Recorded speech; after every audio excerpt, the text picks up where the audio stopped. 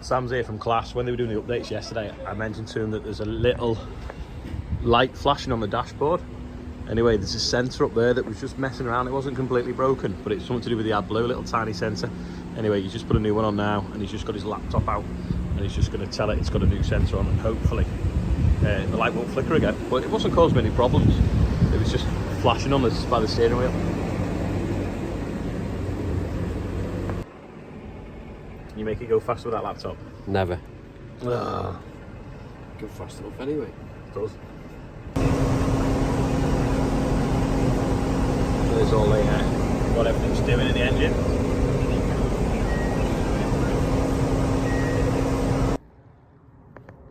Maybe just looking at this field of wheat just to make sure the pigeons aren't demolishing it.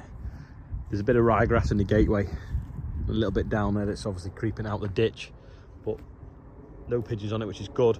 Someone though has fly tipped in the gateway some green waste, which is a bit of a pain because it's obviously going to get gobbled up by the combine unless we move it out of the way, and dumped the tyre, and the gates are all battered because someone rammed them once. I don't know whether they were turning round or what, but slightly annoying. Anyway, little bit of a story. Farm over there, you see it, green shed. Paul, 10 years ago today, because it's Olivia's birthday today, and I remember coming the day she was born, decided he was retiring, selling up, and he had an open thing, I don't know what you call it, a viewing day of the farm and the land. Anyway, the land was all lotted up. This was a block of 44 acres. We bid as much as we could afford at the time, managed to, the bid was high enough, and we bought 44 acres. So it's exactly 10 years now. That land has doubled in value since we bought it, and technically I've paid half it off as well, so I only owe a quarter of what it's worth. So that is good business, I would say. It was a good investment, this land, and it doesn't come up very often. I don't know if you can see, but our yard is them white roofs there, so pretty close to home as well.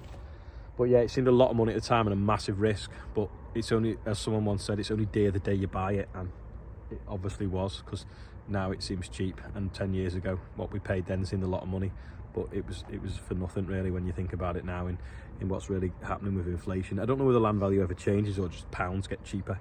Someone might know who's a bit more of an economist than I do, but yeah, if you ever get the opportunity, it might seem dear at the time, but just stretch yourself and try and do it. Buckwheat's growing now, not here where it's got the shade of the trees, but if you look, some of this, look how big some of the plants are getting now. It's pretty good, that, isn't it? This will all not mash it, I mean stitch. This will all stitch over and it'll look like a real field of biomass, which is good, like I say, because it's good for the bees. We'll go and look at the sunflowers now, which to be fair look amazing. Yeah, they do look pretty cool. Not very tall though, but they do look good. Plan is mow a few paths and just open it for charity. Just put a donations thing there, see if we can get the ice cream man down, and people can just come and visit, take some pictures, have a picnic, do whatever they want, and we'll try and run it without any staff. Cracking that. You see, it didn't work, did it? Now it's just made it difficult to drink. I'll put it on radiator now instead. You won't be thirsty. Looks like Andrew's come up with a better idea to stop Robin giving him a brew in the Maxim cup.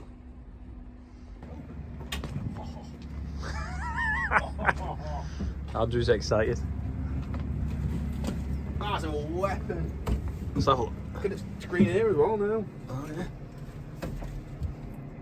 Steering wheel's bigger. I like it when they have a little steering wheel. Charcoal interior as well. That is mint.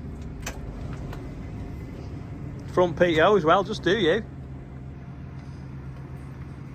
Having a quick look at John Bounds as he's got a telly under him that Rich is interested in.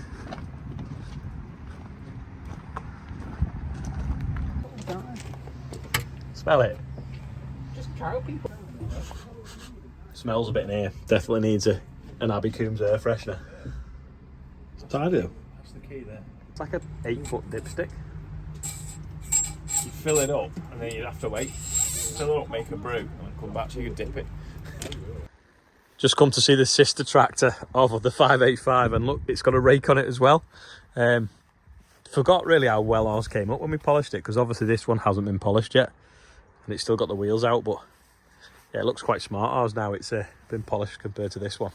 Not that there's anything wrong with this one, to be honest. There was nothing really to choose between them apart from The seat in this one is the original seat, which needs reupholstering, whereas ours has had a different seat put in it.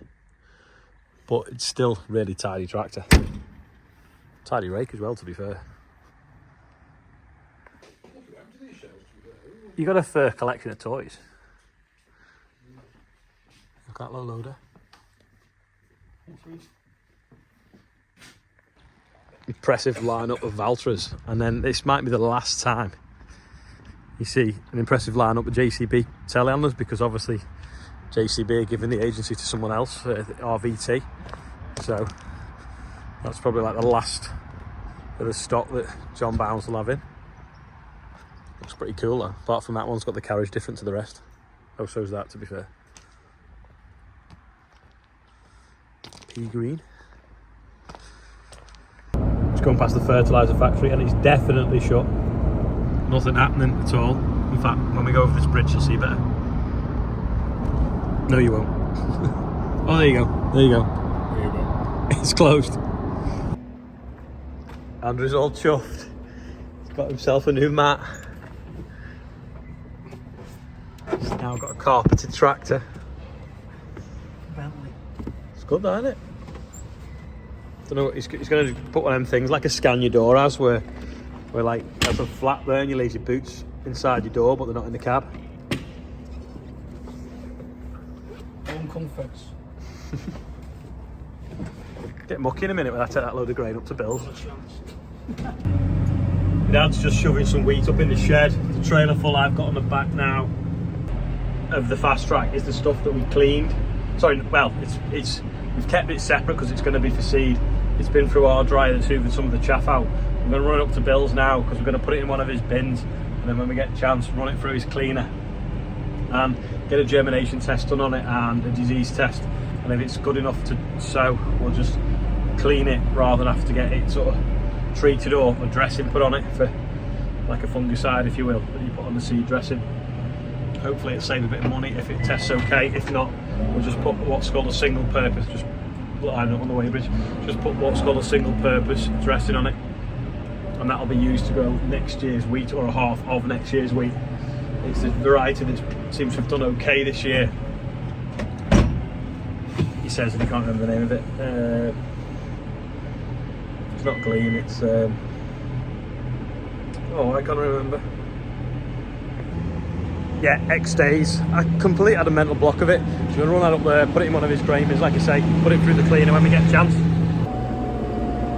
But Bill's now, and he's just pulled up at exactly the same time. He's been sowing cover crops with his new Grange low disturbance subsoiler. So we'll have a quick look at that in a minute. With his stocks seed applicator on it as well. It's not often I drive the fast track with a full load of grain on it, but I'll tell you one thing, it doesn't half feel safe. It's just so sure-footed on the road with suspension.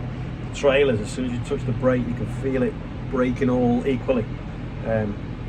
It's so much safer than they used to be years ago, where you just had two-wheel braking on the tractors, or the trailer would be pushing the tractors around. It just feels proper, to be fair. I'm going to back up, tip into this pit here. It's going to go up that elevator, then into the bins behind. And it's just going to clean the bottom out now. That holds about 8 tonnes, so we'll just let it out the grain chute. Dropping in there now, going up the elevator along the top, and hopefully dropping in this bin. And I'll go up now, and you should see it landing in this first bin here. There we go. And there's 15 bins in a block here. They can put it in any one of them through the conveyors. This is his dryer. And there's a cleaner aspirator there as well. Yeah, this is the Grange low. Oh. Robin's here with the other load. Grange low disturbance subsoil, so it cuts the slot with that. Then this goes through and disturbs the ground, want of a better word, but not too much where it boils the soil.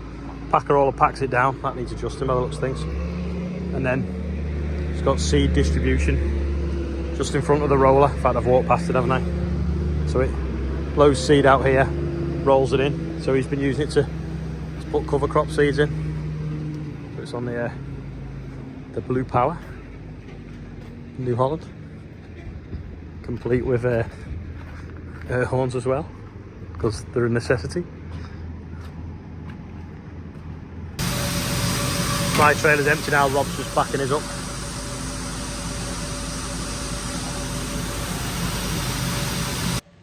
It's Olivia's birthday, like I said before, so I'm going to get going. Leave Rob tipping his load now anyway. Get back, go out for something to eat. But not until after I've done the birthday bumper. Here's a little bit from last night as we were finishing off that field of oilseed rape, and also a photograph when I stopped in the road and took a picture of how bright the lights are. Absolutely amazing. So here it is, last night. It's back in the yard now, it's about 10 o'clock. Andrew's still rolling. We just tipped the last load of oilseed rape for the night. Richie's going to put the tractor in the shed so we can get wet. It started spitting with rain as we were finishing the last field off, so the last field we were in off, so we dropped the header off and called it a day, and we'll have to resume tomorrow if we don't get any more rain. So fast track's now tucked up in the shed in that dark hole. Silence.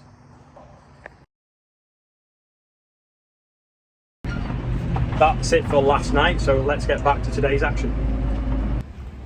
So this is today's birthday bumper. We've got Arthur Underwood, Damien Jennings, Olivia Harrison, my daughter, she is 10, Henry Kisby, Arthur McDonough, is it 26, David Ellis, Josie and Bill Reed, so that's daughter and father, Isabel Spiller, Rosalind Donaldson and Tom Culthurst. Happy birthday everyone on there. Don't forget, if you want to be on the birthday bumper, find the link below this video, or take a screenshot of that and look it up, or take a picture of the screen. And if you want to get a t-shirt and any other merchandise, I think it's that one there as well. So happy birthday everyone, and anyone whose birthday is that isn't on there. I think actually it might be my friend Stephen's sister's birthday, Helen, so happy birthday Helen Wright if you're watching as well. That's about it for today. We are going to go out for tea, so see you all tomorrow.